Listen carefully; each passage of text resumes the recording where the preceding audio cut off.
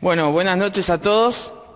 En principio es una alegría que puedas estar, si venís quizás por primera vez o has venido en repetidas ocasiones, qué bueno que puedas estar acá en la iglesia, compartiendo no solamente las canciones, sino también la palabra que viene a través de las canciones y ahora este mensaje.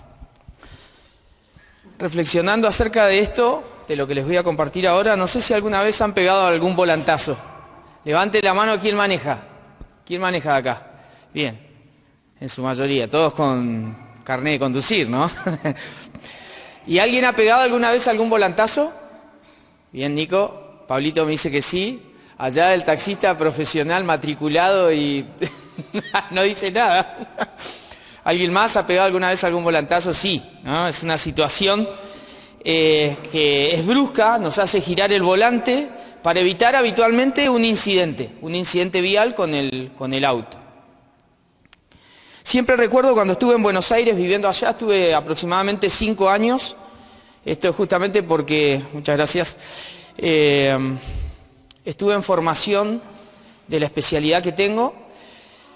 Y siempre recuerdo que una de las tantas mañanas que me levantaba en Capital Federal para irme del este de Buenos Aires hacia el oeste, que es el Moreno, casi en el extremo del oeste, recuerdo que una vez iba tranquilo, era un día, siempre yo iba a contramano de lo que hace habitualmente toda la gente. En Buenos Aires habitualmente se mueven entre 3,5 millones de personas, entre que salen y entran de Capital Federal. Mucha gente, ¿no?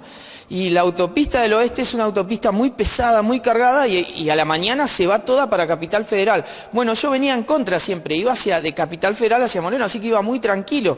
Habitualmente la ruta está más vacía, menos cargada. Y recuerdo que en un momento, llegando al peaje de Ituzaingó, noto más o menos a 100 metros que el auto que estaba enfrente estaba parado. Pero vieron que uno viene como a 90, que es una buena velocidad para estar en la autopista, y cuando lo noto parado, mi Corsa no era un BMW. Empecé a pisar el freno, lo pisé varias veces y me di cuenta que impactaba contra el auto, y encima del miedo que tenía, recuerdo también que en ese auto había por lo menos 2 personas y había un chiquito en el medio. Yo lo lograba ver y digo, acá voy a tener, en esa fracción de segundo dije, acá voy a tener un gran problema en mi vida, dije yo. Y me acuerdo que en ese momento, cuando veía que se acercaba más el auto que tenía enfrente, decidí irme hacia el guardarrail. Me hago bolsa yo, dije. Pego el volantazo hacia el guardarrail y cuando veo el guardarrail digo, acá me cruzo para el otro lado y esto va a ser peor. Estaba en el acceso este. Así que volví a girar el auto hacia el lado del conductor y milagrosamente quedé entre el espacio del auto que iba a chocar y el guardarrail. 1 milímetro para acá, 1 milímetro para allá, mi corazón latía a 150.000 kilómetros por hora, mis pupilas estaban dilatadas así y yo no podía creer el milagro porque además me di cuenta que al mirar hacia atrás los autos alcanzaron a frenar, es decir que si yo alcanzaba a frenar igual me iban a pegar y se iba a hacer un choque en cadena. Y en ese momento así todo como aturdido y temblando le digo al muchacho que baje el vidrio, ¿viste? Y él también estaba asustado porque él veía que su muerte estaba cerca también. Y le digo, la próxima vez aunque sea poné las balizas o apretar el pedal de freno para que yo vea una luz roja y darme cuenta de que estabas detenido. No le insulté ni nada porque el miedo que tenía sinceramente no me dio para pensar un insulto o decirle algo porque realmente estaba muy asustado. A veces hay que dar volantazos y nosotros en el capítulo 11 de Hechos que vamos a ver hoy, vamos a ver cómo Pedro tuvo que pegar un volantazo en cuanto a la misión del Evangelio. Habíamos visto que el Evangelio había llegado hasta el capítulo 9, que vemos la conversión de Saulo. El Evangelio prácticamente había llegado a todo el territorio israelita. Había ido hacia la nacionalidad judía, hacia personas de nacionalidad judía. Pero en el capítulo 10 vemos cómo Pedro tiene que pegar un volantazo en cuanto a la intención de ir a predicarle a más judíos, porque el Espíritu Santo, es decir, Dios mismo, lo guía desde Jope hacia Cesarea para que le vaya a predicar a un gentil, a un romano, a una persona que no era judía. Y este pequeño volantazo hace un gran giro en lo que significa el Evangelio, el alcance del Evangelio. Ya que el Evangelio no era simplemente para la sociedad judía. En la promesa que vemos allí de Jesús en el capítulo 1 de este mismo libro, es que el testimonio de los apóstoles, el testimonio de los creyentes no iba a ser solamente en Jerusalén, Judea o en Samaria, sino hasta lo último de la tierra. En Juan capítulo 3, verso 16 dice que Dios amó al mundo que envió a su Hijo. No solamente amó a los judíos, sino que amó al mundo entero. Y el Evangelio, es decir, la noticia de que Dios salva a las personas, de que Dios perdona los pecados, tenía que llegar al mundo entero y estaba en camino a eso. Así que Pedro tuvo que romper barreras, que si eso lo quieren ver en YouTube, está el mensaje acerca del capítulo 10 del libro de Hechos, de que el Evangelio rompe barreras nacionales. Y esto requirió, para el capítulo 11 que vamos a compartir hoy, que haga otro volantazo Pedro, porque tiene que explicarle a la iglesia allí en Jerusalén una nueva comprensión del Evangelio. Ya no es como ellos lo venían entendiendo, algo simplemente para los de la circuncisión. Y ustedes saben que los que se circuncidan habitualmente o son judíos de nacimiento o se hacen prosélitos del judaísmo. Ahora ya no es solo para ellos el Evangelio, sino que el Evangelio tiene que alcanzar a todas las personas. Y nosotros nos sentimos alcanzados por el Evangelio. No somos judíos. ¿Hay algún judío acá de nacimiento, de sangre? Bueno, o sea que nosotros somos del resto del mundo, ¿sí? Aunque estamos en el centro porque somos argentinos, ¿no? Pero lo importante es que el Evangelio alcanzó a personas del mundo entero, porque el propósito de Dios es que el Hijo vino a salvar al mundo. Su Hijo vino no a condenar al mundo, sino a que el mundo sea salvo por Él. Así que el Evangelio, la buena noticia de que Jesús perdona, ha llegado hasta aquí, hasta el presente, pero en este tiempo, en la iglesia primitiva, estaba como en disputa esta cuestión. Así que en esta nueva comprensión del Evangelio vamos a ver el alcance del Evangelio, el testimonio del Evangelio, la conversión del Evangelio, la misión del Evangelio y, si tenemos tiempo, la nueva identidad que nos da el Evangelio. Vamos a ver entonces Hechos 11 y acompáñenme a buscarlo. Dice del verso 1 al 3... Oyeron los apóstoles y los hermanos que estaban en Judea que también los gentiles, es decir, las personas que no son judías, habían recibido la palabra de Dios. Y cuando Pedro subía a Jerusalén, disputaban con él los que eran de la circuncisión, diciendo: ¿por qué has entrado en casa de hombres incircuncisos y has comido con ellos? Bueno, en este inicio vamos a ver el alcance del Evangelio. La noticia del Evangelio no solamente había llegado a la casa de Cornelio, este romano que se convierte, sino que también la noticia del Evangelio había llegado a los oídos de los hermanos que estaban allí en Jerusalén. Y ellos se preocuparon: ¿cómo puede ser que el Evangelio haya llegado a personas que no solamente pertenecen al pueblo de Dios? ¿Qué es esto que estás haciendo, Pedro? Lo de la circuncisión básicamente es una forma de decir que eran los judíos. ¿Cómo puede ser que el Evangelio haya alcanzado desde el judaísmo o desde los creyentes judíos hacia personas que son incircuncisas, que no pertenecen? Y esta es la clase de asombro que muchas veces nos sorprenden. Hay dos tipos de asombro. Está el asombro que se agrada, así como lo que sucedió en el capítulo 10, cuando los que acompañaron a Pedro se dieron cuenta de que los gentiles, es decir, personas que no pertenecían a Israel, creían en Jesús. El Espíritu Santo venía sobre personas que creían en Jesús, y encima estas personas no tenían que volverse prosélitos del judaísmo. No, escuchaban acerca de Jesús, creían en Él y el Espíritu Santo vino sobre ellos. Fin del asunto. Y esto causó gran sorpresa. Pero también hay sorpresas o asombros que alarman, como es lo que estaban haciendo los de la circuncisión, estos hermanos que, bueno, de alguna manera querían saber qué era lo que estaba pasando. Les preocupaba que quizás se pierda el control en cuanto a esto. Así que esto de disputar significa literalmente que tuvieron un sentido de enfrentamiento. Y me preguntaba, ¿era una discusión con sentido esto de discutir si tiene que llegar a los a las personas que son gentiles, a los que no son judíos del Evangelio? ¿Es una discusión con sentido? Bueno, en parte sí, porque el Evangelio debía saltar muros de la tradición judía. Debía saltar la cultura que ellos tenían, las ordenanzas civiles. El judaísmo era una religión, era una forma de creer en Dios en ese sentido. Pero el cristianismo viene a plantar otra cosa, viene a presentar a Cristo como el instrumento de la salvación, no la religión, sino Jesús mismo. Así que era una discusión importante y menos mal que se estableció, porque acá nosotros encontramos en parte esa discusión. Pero también en parte no es una discusión, podríamos decir, que realmente importaba en esencia, porque la esencia del Evangelio siempre había sido Jesús. Felipe le había predicado a un eunuco, ¿y el eunuco era judío? No. Sin embargo, ya se empezaba a amplificar la iglesia en cuanto a esto.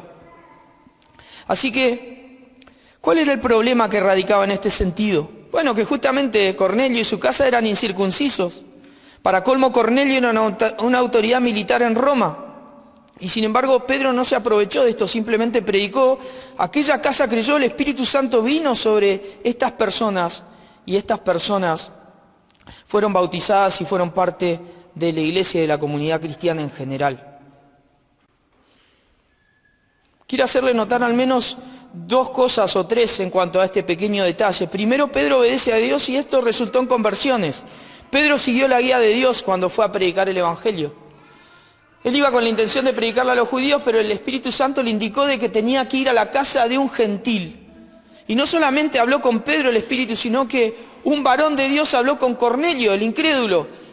Y esa conexión generó salvación. Hubo conversión cuando Pedro fue hacia Cesarea, a la casa de Cornelio. Pero esa conversión también trajo problemas. A veces las conversiones traen problemas. ¿Alguien se ha convertido a Cristo aquí y a causa de Cristo ha tenido problemas? ¿Alguien recuerda haber tenido problemas por su conversión? ¿Mary? Sí, yo sabía, yo la miré a ella porque yo sabía, conozco el testimonio de Mary.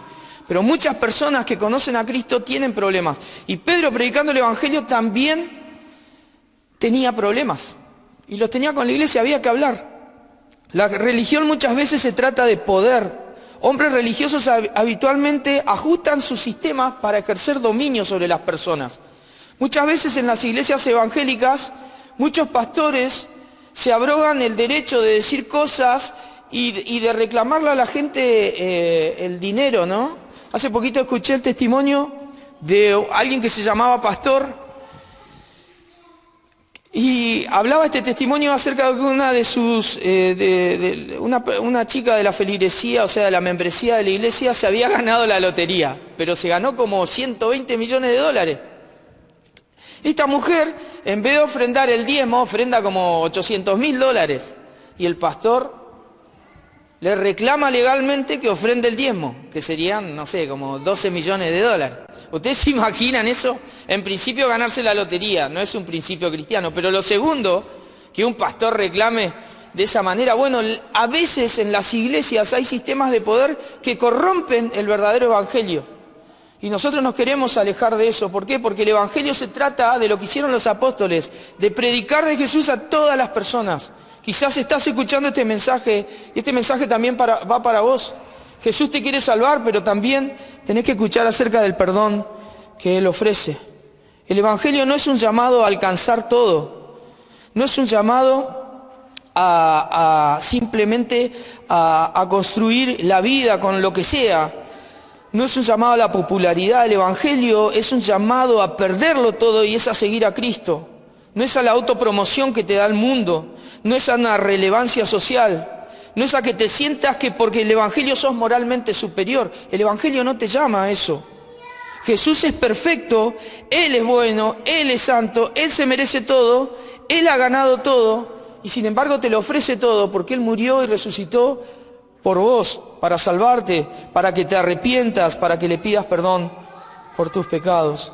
¿Por qué has entrado en la casa de hombres incircuncisos?, le dijeron a Pedro. Y bueno, porque ellos necesitaban ¿qué? El Evangelio. Y ahora les va a contar algo más Pedro. Vamos a avanzar en el verso. Recién veíamos el alcance del Evangelio. ¿Por qué entraste a esa casa? Bueno, el Evangelio entra a cualquier casa. No tiene problema el Evangelio con tu vida, no tiene problema el Evangelio con tu persona, el Evangelio quiere alcanzarte y de hecho toca hasta la puerta de tu corazón.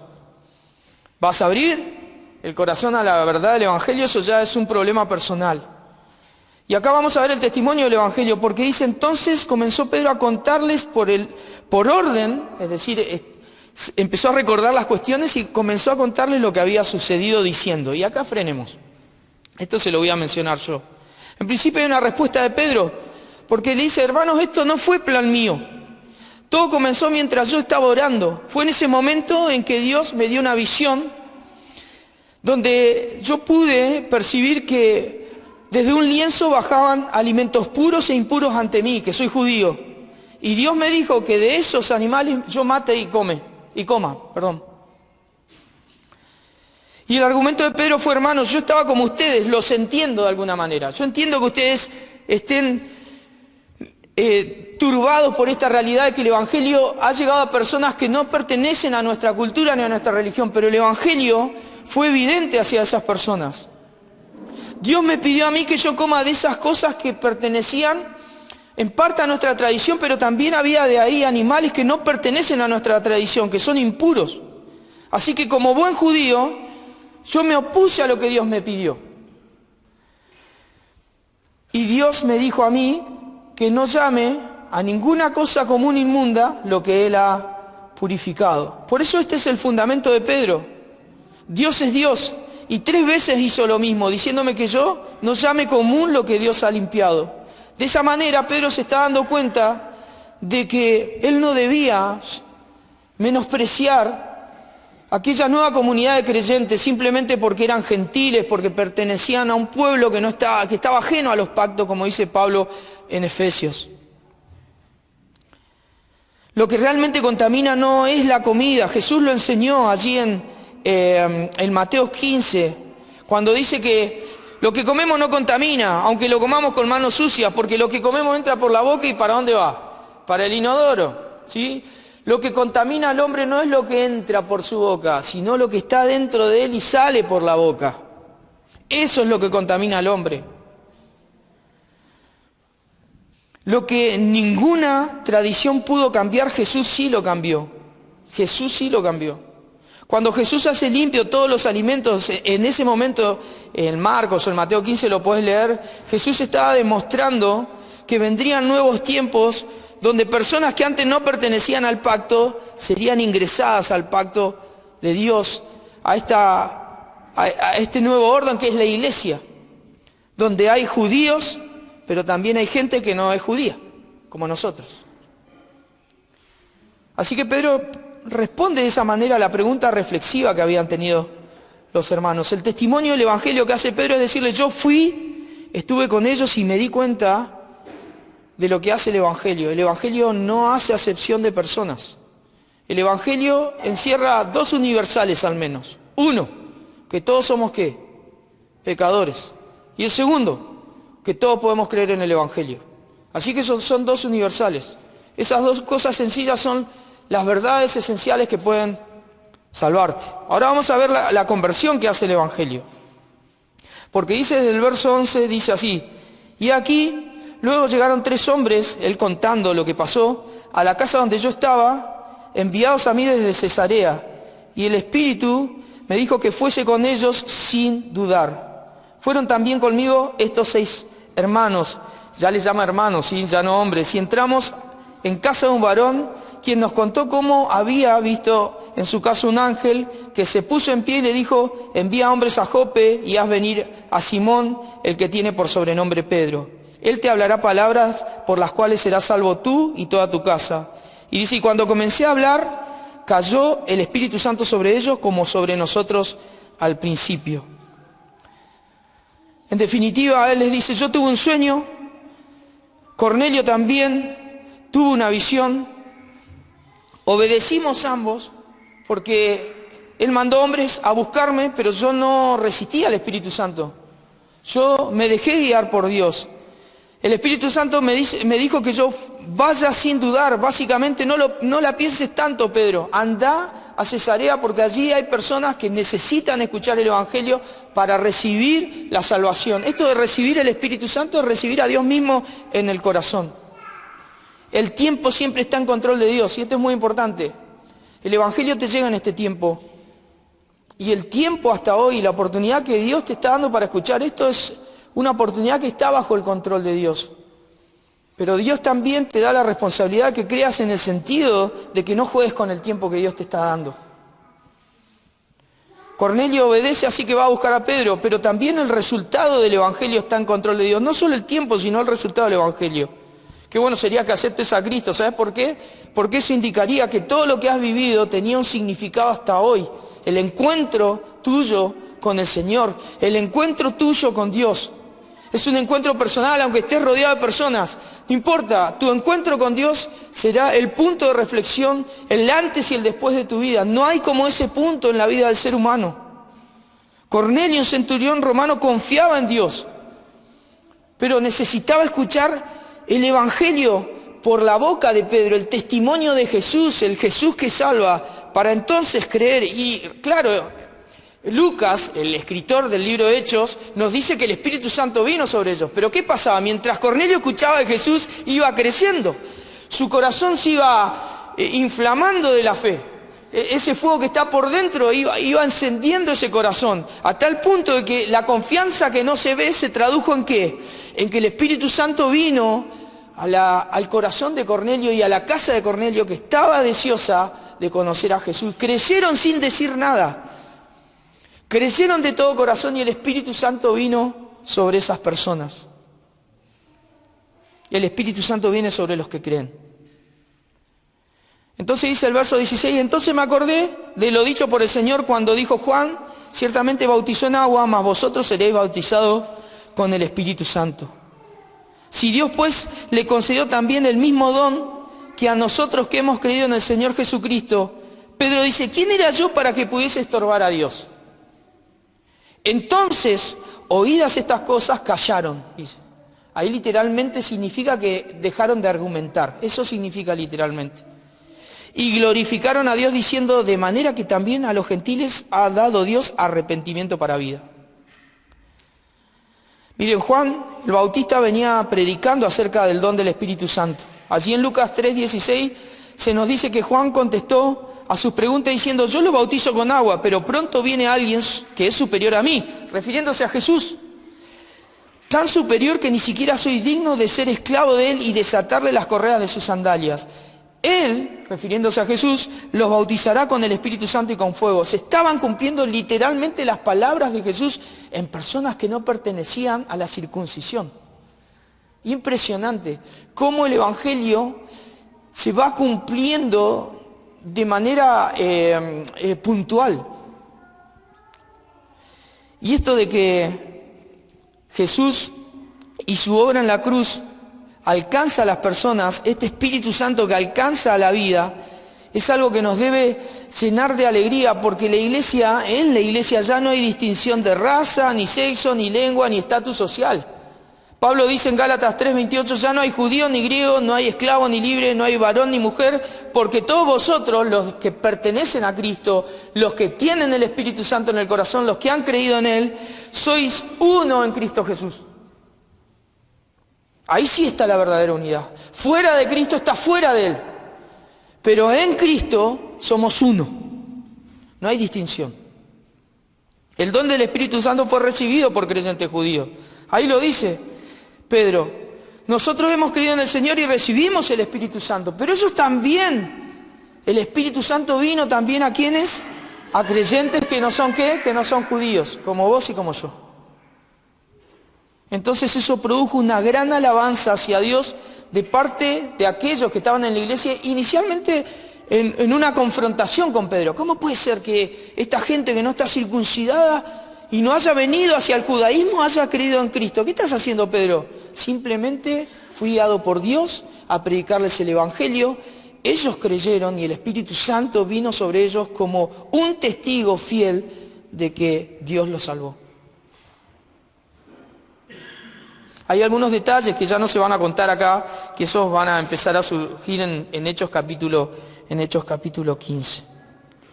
Ahora, en cuanto a la misión del Evangelio, desde el verso 19, vamos a ver un pequeño giro de Lucas.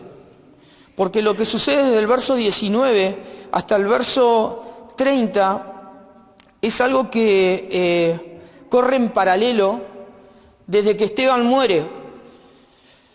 Esteban es apedreado a causa de disputar su fe con los fariseos. Los fariseos no pueden tolerar el Evangelio de Jesucristo.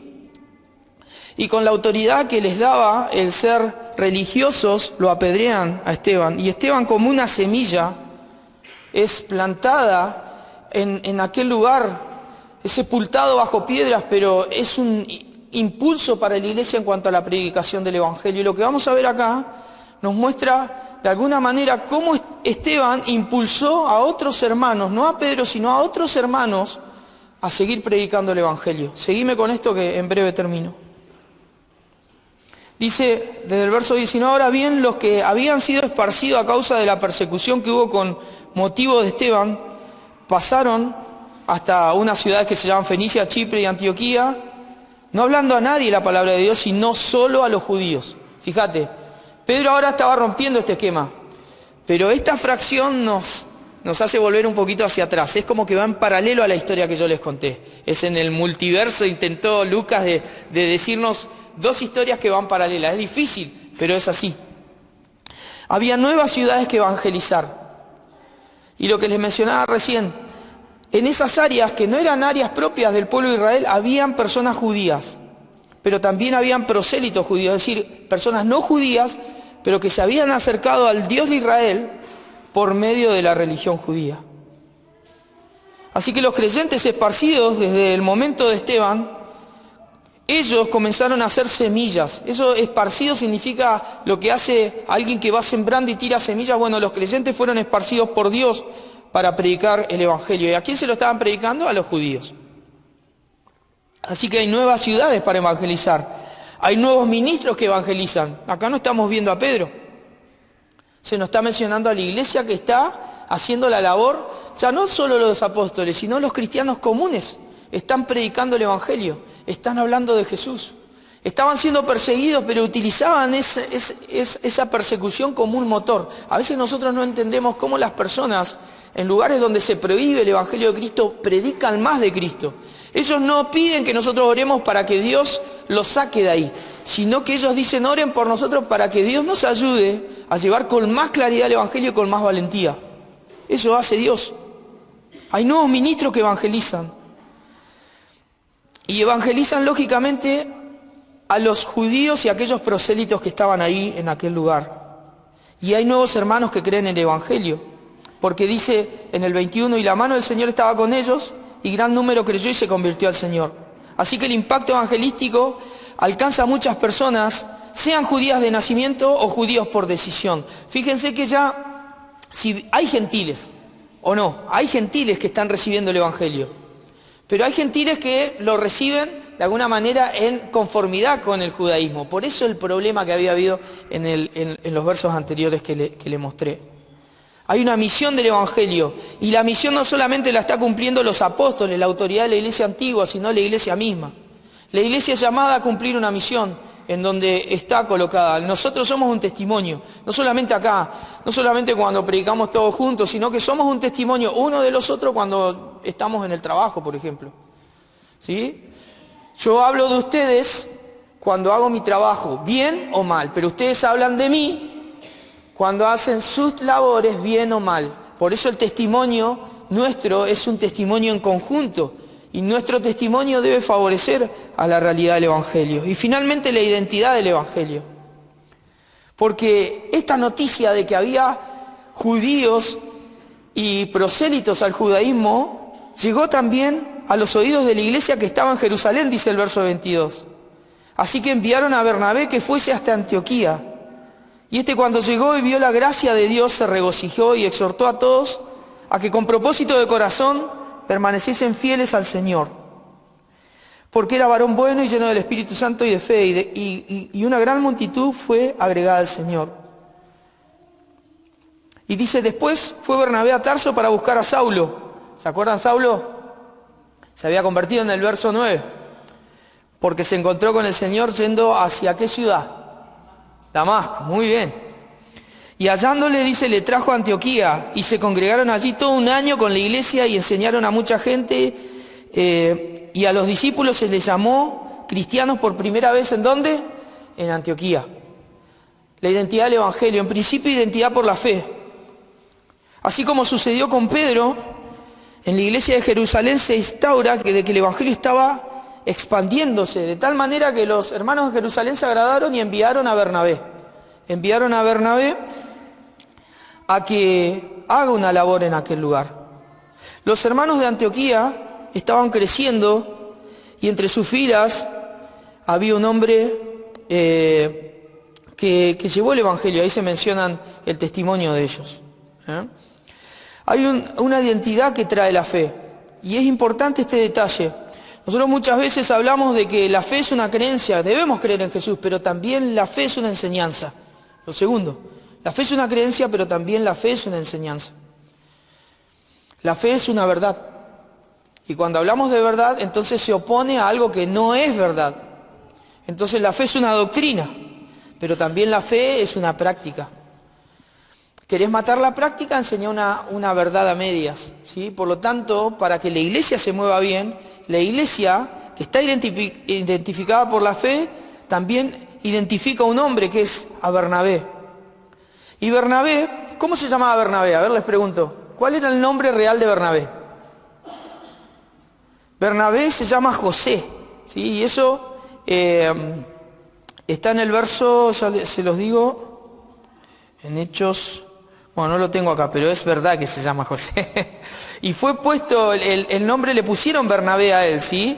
¿Por qué le pusieron Bernabé? Porque significa hijo de consolación. Fue un sobrenombre el Bernabé, ¿sí? Y Bernabé tenía un testimonio porque él era un hombre bueno, un hombre de buen corazón, un hombre capaz de establecer un ministerio. Y dice que cuando él se acercó y vio el testimonio de aquellos hermanos en Antioquía, se llenó de gozo porque vio el efecto de la gracia de Dios en la conformación de aquel conjunto que es la iglesia. Y él dice que me llama poderosamente la atención cuando dice se regocijó y exhortó a todos a que con propósito de corazón permaneciesen fieles al Señor. Estas son tres características, el propósito del corazón. El corazón importa. El corazón importa, hermano, tu corazón importa, somos templos de Dios. Cuando dejás fuera a Dios, lo estás como sacando de tu corazón. Cuando vos te pones en el trono de tu vida y haces tus caprichos, lo sacás a Dios del trono. Y el corazón siempre importa. Lo que importa también es la permanencia en el cristianismo. Un cristiano no es cristiano hoy, mañana no lo es. Si mañana no lo es, entonces nunca ha sido cristiano. El cristiano permanece. Dice que cuando el Señor nos salva, Él nos tiene como ovejas en su mano. ¿Y cuál es la otra mano que rodea la mano del Señor? La mano del Padre, es decir, que somos inseparables de Dios. La permanencia está en aquello. Dios permanece fiel, pero nosotros también. Y esto de la fidelidad al Señor. ¿Qué es la fidelidad al Señor? ¿Qué es ser fieles al Señor? Implica moldear nuestra vida en conformidad con la voluntad de Dios. Eso es ser fieles al Señor. En hacer que mi vida se conforme a su voluntad, no a la mía. Así que Bernabé comienza a enseñar la verdad, a identificar a los cristianos con su fe, a identificar a los cristianos en la iglesia, pero también a identificar a los cristianos con la verdad. Y allí los cristianos son identificados como tales, identificados como cristianos por seguir a Cristo. Bernabé busca un compañero, que es Saulo de Tarso, y luego de un tiempo que Saulo había estado en silencio, empieza a aparecer Saulo en un ministerio, allí en relación con Antioquía, y empiezan a edificar a los creyentes, que empiecen a crecer en la palabra, en la obediencia de la palabra, que comiencen a entender de lo que eran sin Cristo, eso quedó en el pasado, ahora hay algo nuevo, que solo Dios trae en la vida de los creyentes. Y finalmente identificados por actuar como Jesús. Al final de este pasaje se nos menciona que hubo un profeta llamado Ágabo. Ágabo se levanta y dice que en la región de Judea iba a haber hambruna mientras reinase Claudio. Entonces la iglesia comenzó a juntar provisiones para enviar a los hermanos ante aquella instancia que iban a vivir allí en Judea. Es muy interesante esto, en principio, porque cuando Bernabé surge en el ministerio, Bernabé dice que era un hombre llamado José, que es llamado Bernabé porque significa hijo de consolación, pero dice que Bernabé vendió una heredad que tenía y la puso a los pies de los apóstoles. Ahora resulta que Bernabé es enviado por la iglesia de Jerusalén para edificar la vida de los hermanos que estaban en Antioquía. Y allí en Antioquía, Bernabé se encarga de enseñarles el mismo principio. El que hizo con la heredad la vendió y la entregó ¿a quiénes? A los apóstoles. Ahora vemos resultados en la vida de estos hermanos. Porque ¿qué estaban haciendo esos hermanos? Escucharon la profecía de Ágabo, comenzaron a ayudar, a juntar cosas para enviar a Bernabé ahora para que vaya a ayudar a los hermanos allí en Judea. Judea había enviado a Bernabé para ayudar a los de Antioquía. Y un año después vemos a los de Antioquía enviando a Bernabé para que los ayude a ellos con las provisiones y el corazón generoso de ellos. Mire si el Evangelio no tiene alcance. Si lo tienen muchas personas, ¿cómo no lo puede tener en tu vida? El llamado es a que creas en Cristo. Lógicamente esto es una gran historia. Yo voy a seguir hablando de hechos. Pero el Evangelio se trata de esto, de que entregues tu vida a Cristo. Y cuando la entregues, Dios hará nueva todas las cosas. Porque el Espíritu Santo vendrá sobre vos, te perdonará, te hará nuevo y te limpiará y te hará una nueva persona para servir y ser fiel al Señor. Oramos. Padre que estás en los cielos, te damos gracias por el testimonio de los apóstoles, que no es tan lejano a nosotros, Señor, porque en definitiva lo que ellos hicieron es lo que nos llegó. El sacrificio de ellos, Señor, es lo que nos alcanzó. El impacto del Evangelio nos llegó a nosotros. Fue la fidelidad de ellos, la permanencia de ellos. Por eso queremos imitarle, Señor, en lo poco que podamos. Imitar esa fe, imitar esa práctica. Nos gustaría que también nos llamen cristianos porque nos identifican contigo. Por eso ayúdanos, Señor, a ser fieles. Pero también te ruego, Señor, por aquellos que escuchan el Evangelio hoy, que escuchan de Jesús. Quizás están en una lucha interna en entregar o no la vida al Señor. Te ruego para que sean dóciles, porque tú estás dispuesto a perdonar. ¿Cómo no recibir el perdón de Dios? A veces me pregunto. Pero te ruego que tu Espíritu Santo siga obrando, Señor, para que haya salvación y perdón en esta noche. Gracias, Padre, por todo. Gracias por tu iglesia. En el nombre de Cristo Jesús. Amén.